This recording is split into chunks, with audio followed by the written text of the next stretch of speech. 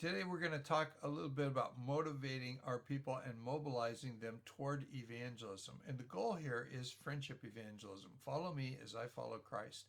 And getting people to a point where they're conversant with their non believing friends about God in their life or about Jesus. And so I found three tools that I've used in my life. And I kind of like to feed scripts into the lives of our members by talking about these things in sermons. I don't print scripts, something like that.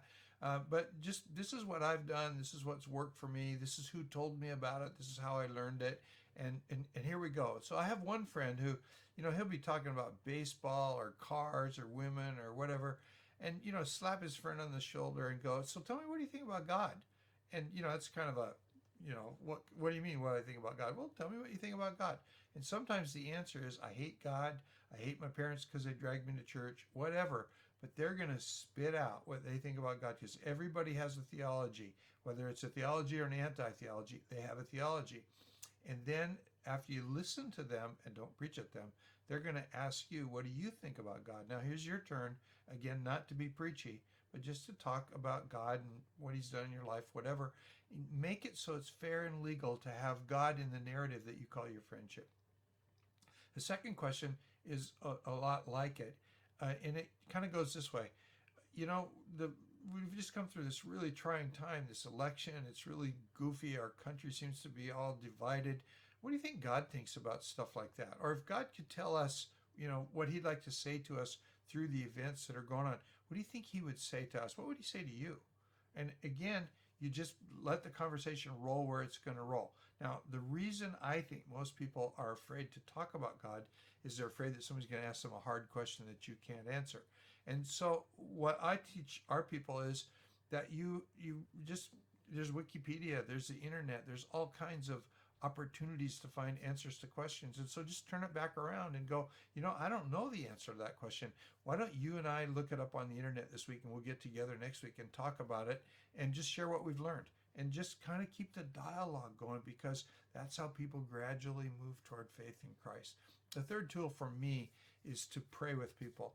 And the way that I do it is I can be pretty bold about this. And so if somebody's got a problem, I'll just go, is it okay if I pray with you? And I'll pray right then. But leading up to this, I kind of like to tell people, hey, this is something cool that God did in my life this week. So we're just talking about, my next door neighbor and I, we're talking about cars. We're talking about remodeling houses. He's flipping houses. We're talking about investments. And just in the middle of it, I go, this vaccine thing has been so hard for me to get, because I'm in two medical groups, and I'll get emails from each of them. We got the vaccine, and then I jump on the internet and the vaccine's all gone. They don't have them.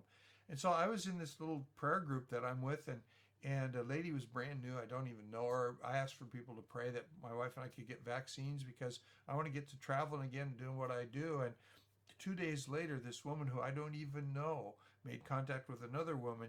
She had found a place where Ralph can get a vaccine, and I got in, and it's really, I'm just happy about it. And so I just dumped that into the middle of the conversation. That kind of sets things up, because now God's in the conversation.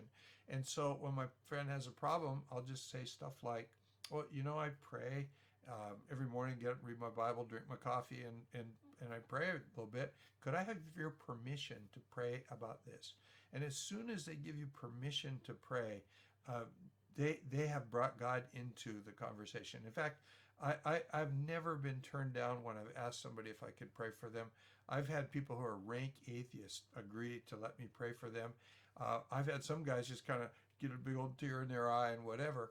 But the main deal is, as soon as they agree to you praying for them, they start looking up. And sometimes it's defiantly, so are you going to do something or not, whatever. But the main deal is that we get people talking about God, so that it just becomes a natural thing for them to discuss the Lord and discuss whatever they think about the Lord.